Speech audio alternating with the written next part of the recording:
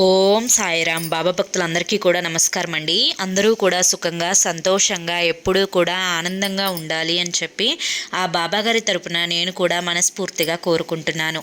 ఈరోజు బాబాగారు అందించే సందేశం ఏంటి అంటే కనుక, బిడ్డ ఇది రాసి పెట్టుకో, సరిగ్గా వచ్చే గురువారం లోపు ఎస్ అనే అక్షరం ఉన్న స్త్రీతో, ఏ అనే అక్షరం ఉన్న పురుషునితో నీకు గూబలు పగిలే షాక్, గుండె గుబేలుమనే షాక్ అనేది వినబోతున్నావు.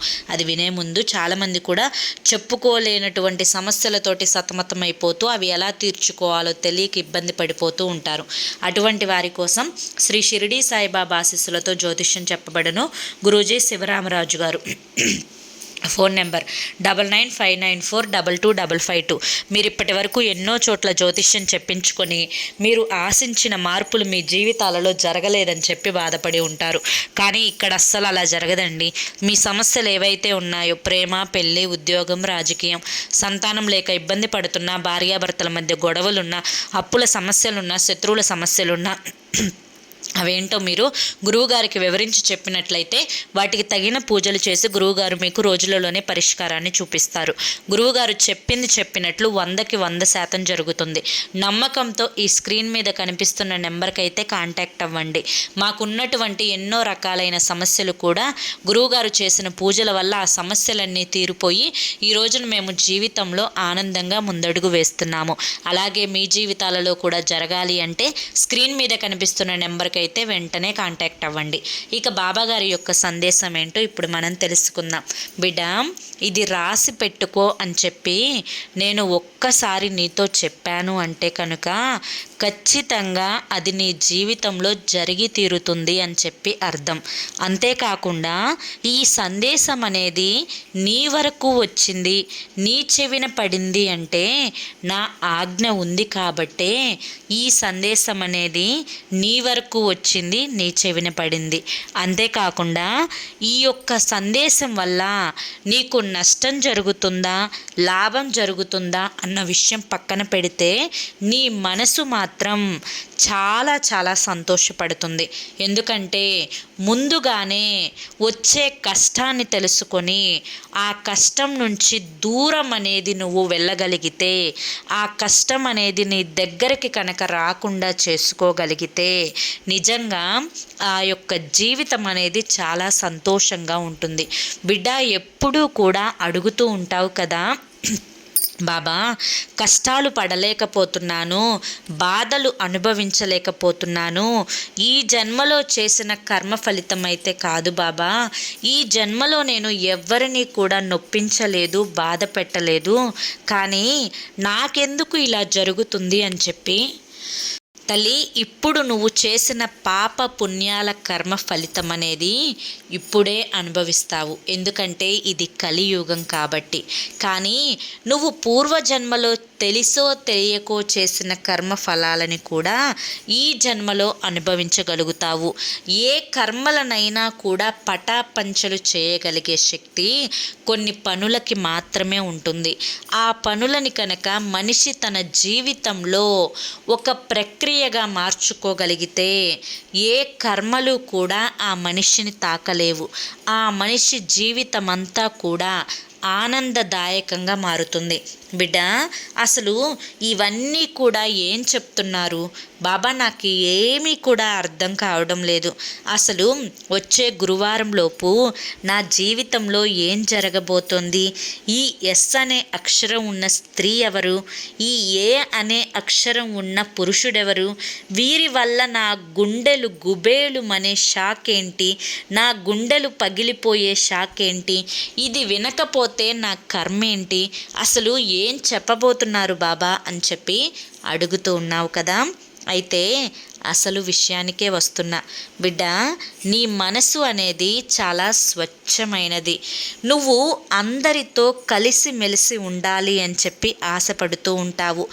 అందరూ కూడా నీకులాగానే ఆలోచిస్తారు అని చెప్పి భ్రమపడిపోతూ ఉంటావు. కుటుంబం మంచి కోసం ఎప్పుడూ కూడా కష్టపడుతూ ఉంటావు. ఎప్పుడూ కూడా భర్త గురించి, బిడ్డల గురించి, లేదా భార్య గురించి, బిడ్డల గురించి ఆలోచిస్తూ ఉంటావు. తల్లిదండ్రుల గురించి ఆలోచిస్తూ ఉంటావు. ఊహ తెలిసిన దగ్గర నుంచి కూడా ఎన్నో రకాలైన సమస్యలు, ఎన్నో రకాలైన కష్టాలు, కొన్ని బరువు బాధ్యతలు భుజాల వేసుకున్నప్పటికీ కూడాను అన్నింటినీ కూడా ఎదిరించి ఒక్కొక్క సమస్యను కూడా దాటుకుంటూ ఒక స్థానాన్ని అయితే నీ వరకు నువ్వు ఏర్పరచుకోగలిగావు. నీకంటూ కాస్తో కూస్తో గుర్తింపుని ఏర్పరచుకోగలిగావు. నీకంటూ ఒక మంచి పేరును కూడా తెచ్చుకోగలిగావు. అయినప్పటికీ కూడాను నీ జీవితంలో ఈ రోజుకి కూడా కొన్ని చెప్పుకోలేని సమస్యలు, కొన్ని కష్టాలు, కొన్ని బాధలు, కొంచెం నరకయాతన, మనశ్శాంతి లేకుండా ఉండడం, అదేవిధంగా సరిగా నిద్ర పట్టకపోవడం, కొన్ని అనారోగ్యమైన సమస్యలు, సరిగా ఆకలిగా అనిపించకపోవడం, ఎవరో దృష్టి దోషం పెడుతున్నారేమో అని చెప్పి మనసులో భయంగా అనిపించడం, పదే పదే కూడా గుండె జల్లుమనిపిస్తూ ఉండడం, ఇటువంటివన్నీ కూడా అనుభవిస్తూ ఉన్నావు. వీటన్నింటికీ కూడా కారణం ఆ యొక్క స్త్రీ పురుషుడు మాత్రమే. అయితే ముందుగా ఈ ఎస్ అనే అక్షరం ఉన్న స్త్రీతో నీకు జరగబోయేది ఏంటో చెప్తాను, జాగ్రత్తగా విను. ఈ ఎస్ అనే అక్షరం ఉన్న స్త్రీ కారణంగా నీకు మంచి జరుగుతుందా, చెడు జరుగుతుందా అన్నమాట పక్కన పెడితే, ఏ వ్యక్తి గురించైనా కానీ నీకు మంచి జరగాలి అన్నా, చెడు జరగాలి అన్నా అది నీ యొక్క ప్రవర్తనను బట్టి ఆధారపడి ఉంటుంది. ఎందుకంటే ఈ భూమి మీదకి పంపించిన ప్రతి మనిషికి కూడా భగవంతుడు కొన్ని తెలివితేటలను పెట్టే పంపించాడు.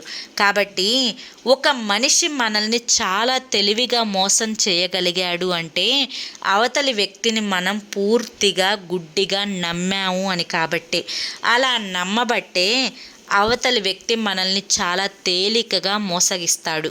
అదేవిధంగా అవతలి వ్యక్తి మీద అతి ప్రేమ, అతి గౌరవం, ఆ వ్యక్తి మీద పిచ్చి ఇవన్నీ ఉంటే ఆ వ్యక్తి ద్వారా కూడా మనం పూర్తిగా మోసగింపబడతాము. ఆ వ్యక్తి ద్వారా మనకు ఖచ్చితంగా గుండెలు అనేవి పగిలిపోతాయి, కళ్ళల్లో నుంచి నీరు అనేది అలా వస్తూనే ఉంటుంది. కనుకనే ఏ మనిషిని కూడా గుడ్డిగా నమ్మకూడదు, గుడ్డిగా ఇష్టపడకూడదు. మనం ఎవ్వరిని కూడా అతిగా ప్రేమించకూడదు. మనల్ని మనం ప్రేమించుకొని, మనకి మనం గౌరవం ఇచ్చుకొని, మన శరీరాన్ని మనం జాగ్రత్తగా చూసుకుంటూ, మన ఆరోగ్యం పట్ల శ్రద్ధను పెట్టుకొని, మన గురించి మనం ఆలోచించుకోవడం మొదలు పెట్టాలి. అప్పుడే మనకి ఎవరి మీద అతి ప్రేమ వెళ్ళదు, అతి ఇష్టం వెళ్ళదు, అతి గౌరవం వెళ్ళదు, అతి నమ్మకం అనేది వెళ్ళదు. అయితే ఈ ఎస్ అనే స్త్రీ కారణంగా నీకు మంచే జరుగుతుంది అని చెప్పొచ్చు. ఎందుకు ఇలా చెప్తున్నాను అంటే కనుక, ఈ స్త్రీ నీ ఇంట్లో వ్యక్తి, నీ యొక్క అర్ధాంగి. ఈ యొక్క స్త్రీ కారణంగా నీవు ఎన్నో, అంటే ఒక రకంగా చెప్పాలి అంటే కింద స్థాయి నుంచి ఈ రోజున ఒక స్థాయిలో నిలబడ్డావు అన్నా కానీ కేవలం ఆ స్త్రీ యొక్క వెనక ఉండి నడిపించే తత్వం, అంటే నీ మంచి కోరుకుని, నీవు ఎప్పుడూ కూడా ఎదగాలి అని చెప్పి కోరుకుంటూ, నీకంటూ ఒక ప్రత్యేకమైన గుర్తింపు రావాలి అని చెప్పి కోరుకుంటూ, నీకోసమే ఆలోచిస్తూ, నిన్ను ఎలాగైనా కానీ మంచి దారిలో పెట్టాలి అని చెప్తూ, అదేవిధంగా నీకు ఏ రకంగానైనా కానీ, ఇటు చిన్న విషయంలోనైనా కానీ, ఇటు పెద్ద విషయంలోనైనా కానీ, నీ మంచి కోరుకునే వ్యక్తుల ఈ ఎస్ అనే అక్షరం ఉన్న స్త్రీ అయితే మాత్రం ఖచ్చితంగా ఉండి తీరుతుంది. అది నీ యొక్క లైఫ్ పార్ట్నరా, లేకపోతే నీ యొక్క తోబుట్టువా, లేకపోతే కనుక నువ్వు ఉద్యోగం చేసే దగ్గర కానీ, లేకపోతే నువ్వు వ్యాపారం చేసే దగ్గర కానీ, లేదా నీ స్నేహితులలోనైనా కానీ, నీ యొక్క బంధువులలోనైనా కానీ, ఈ ఎస్ అనే అక్షరం ఉన్న స్త్రీ కారణంగా అయితే మాత్రం నీకు ఎటువంటి నష్టం అనేదే ఉండదు అని చెప్పుకోవచ్చు అన్నమాట. అలా అని చెప్పి ప్రతి ఒక్కరిని కూడా గుడ్డిగా నమ్మితే అది ఖచ్చితంగా నీ తప్పే అవుతుంది అన్న విషయాన్ని గుర్తుంచుకో. ఎవ్వరూ కూడా ఈ రోజుల్లో అమాయకులు లేరు తల్లి. ఎందుకంటే అందరూ కూడా ఎంతో కొంత తెలివితేటలనైతే కలిగి ఉన్నారు. కాబట్టి ఎవ్వరితో కూడా నీ యొక్క కుటుంబ విషయాలనేవి పంచుకోవద్దు. ఎవరిని కూడా గుడ్డిగా నమ్మి నీ యొక్క పర్సనల్ విషయాలనేవి చెప్పొద్దు. అదేవిధంగా నీ బలహీనతలు కూడా చెప్పొద్దు. నీ యొక్క డబ్బు గురించి, నువ్వు చేసే పనుల గురించి, నీ యొక్క వ్యాపారాల గురించి, నీ యొక్క పెట్టుబడుల గురించి, నువ్వు సంపాదించే సంపాదన గురించి కూడా ఎవ్వరి ఎదురుగా కూడా చెప్పకూడదు. ఇలా చెప్పడం వల్ల భవిష్యత్తులో ఎన్నో రకాలైన సమస్యలు అనేవి నువ్వు ఎదుర్కోవాల్సి వస్తుంది. కాబట్టి అవతలి వ్యక్తులు నీతో ఎంతవరకు ఉంటున్నారో, నీ నుంచి ఏది రాబట్టాలి అని చెప్పి ప్రయత్నిస్తున్నారో, నిన్ను ఎలా చూస్తున్నారో ఇవన్నీ కూడా ముందుగానే కనిపెట్టి వారితో నువ్వు ఆ విధంగా ప్రవర్తిస్తేనే బాగుంటుంది.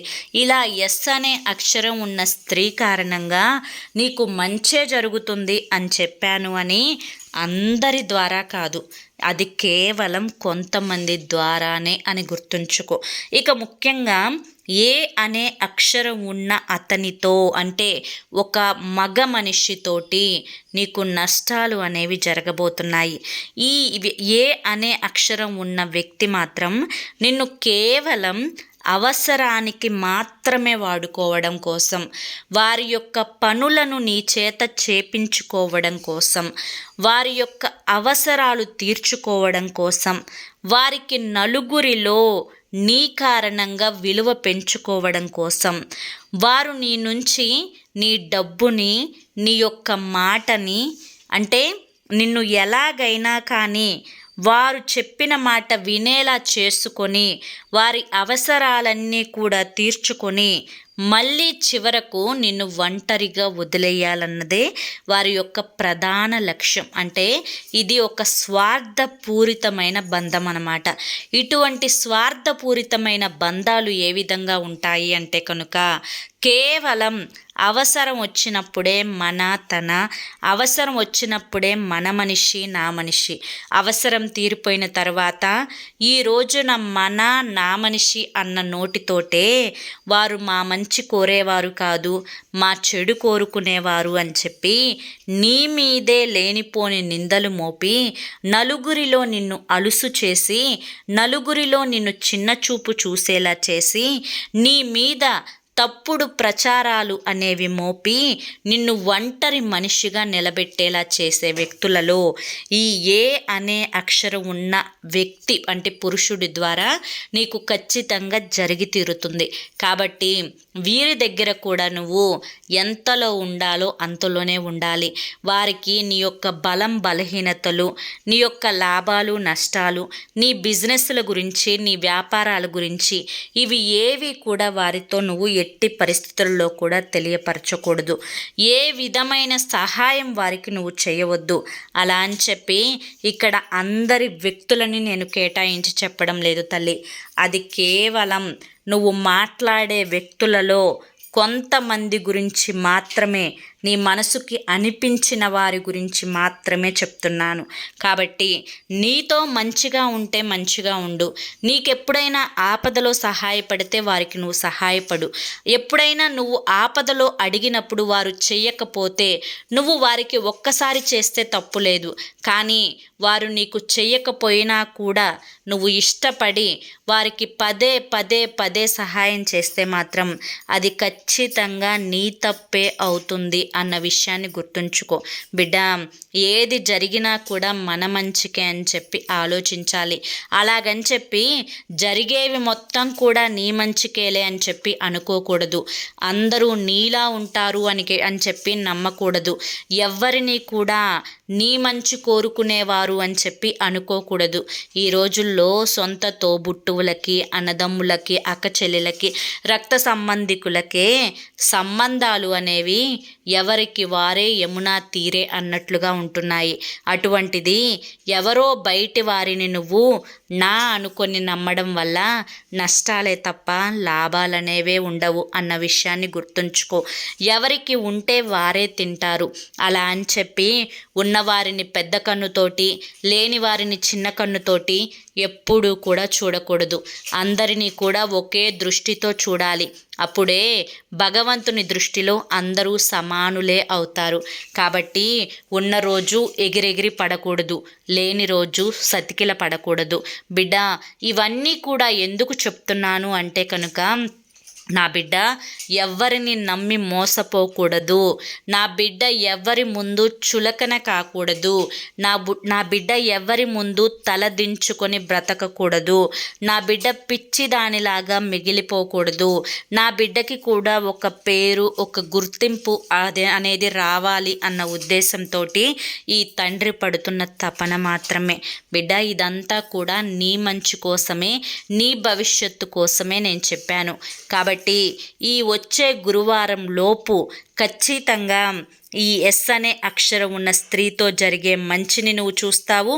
ఏ అనే అక్షరం ఉన్న అతనితో జరిగే నష్టాన్ని కూడా నువ్వు చూస్తావు. అలా చూస్తావు కదా అని చెప్పి భయపడకుండా వారితో నువ్వు తెలివిగా ముందడుగు వేసి వారి యొక్క నష్టాన్ని తిప్పికొట్టగలిగితే ఏ నష్టం కూడా నిన్ను తాకలేదు అనే విషయాన్ని గుర్తుంచుకో. అర్థమైందా అని చెప్పి ఈరోజు బాబాగారు మనకి చాలా చక్కటి సందేశాన్ని అందించారండి. మరి ఈ సందేశంలో ఎంతో గొప్ప ఆంతర్యం ఉంది, మనం అర్థం చేసుకోవాలి. కానీ మరి ఈ సందేశం మీ అందరికీ కూడా నచ్చింది, అర్థమైంది అని చెప్పి అనుకుంటున్నాను. నచ్చింది, అర్థమైంది అని చెప్పి అనిపిస్తే ఈ వీడియోకి ఒక లైక్ ఇవ్వండి. లైక్ ఇచ్చిన వెంటనే హైప్ అని వస్తుంది. హైప్ మీద క్లిక్ చేసి కింద పాయింట్స్ మీద క్లిక్ చేస్తే మన వీడియో అనేది మరికొంతమందికి రీచ్ అవుతుందన్నమాట. మొదటిసారి మన సాయి పిలుపు ఛానల్లోకి వచ్చినట్లయితే మన ఛానల్ని సబ్స్క్రైబ్ చేసుకుని సపోర్ట్ చేయండి. రేపు మరొక మంచి వీడియోతోటి మళ్ళీ కలుసుకుందాం. అంతవరకు కూడా బాబాగారి యొక్క ఆశీస్సులు అనేవి మీ మీద, మీ కుటుంబ సభ్యుల మీద ఎల్లకాలం ఉండాలి అని చెప్పి మనస్ఫూర్తిగా కోరుకుంటూ సర్వే జన సుఖినో భవంతు. నమస్కారం అండి. ఓం సాయిరామ్.